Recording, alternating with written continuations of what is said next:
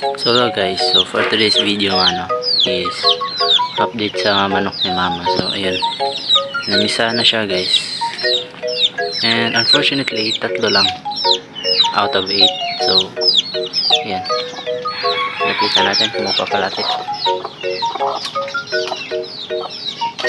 kasi matanda na rin kasi ito guys, ilang taon na rin tong inahin na to. So dyan siya.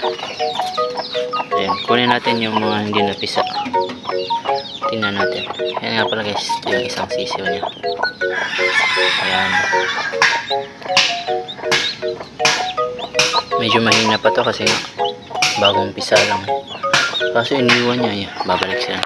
Kunin na lang natin itong 5 to guys.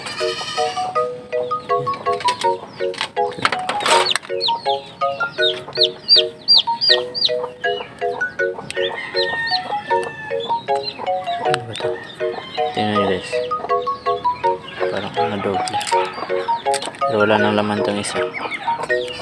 So ayan, bali 8 yung itlog nya, tapos 3 lang yung napisa.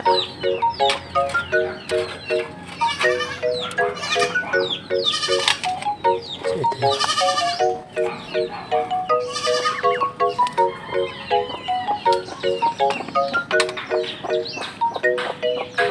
Ayan na. So 5. Ang gagawin namin dyan guys is siguro lulutuin kasi nga sayang din and kakanding natin, kaso lang wala tayong incubator. So siguro lulutuin ka, parang balot lang din daw guys. Ayan.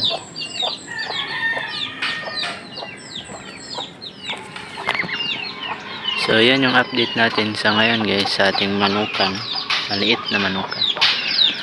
Ayan. And yung ibang sisiyo pala ni mama guys is namatayan kasi nga nagkasakit. And yun, nag-iiba-iba kasi yung panahon guys, pero okay lang kasi part of the naman yan may mamamatay tsaka may mabubuhay. So ngayon 3 sana nga magiging successful yan. So aalis naman ako dito guys kasi nga para bumalik yung inahin.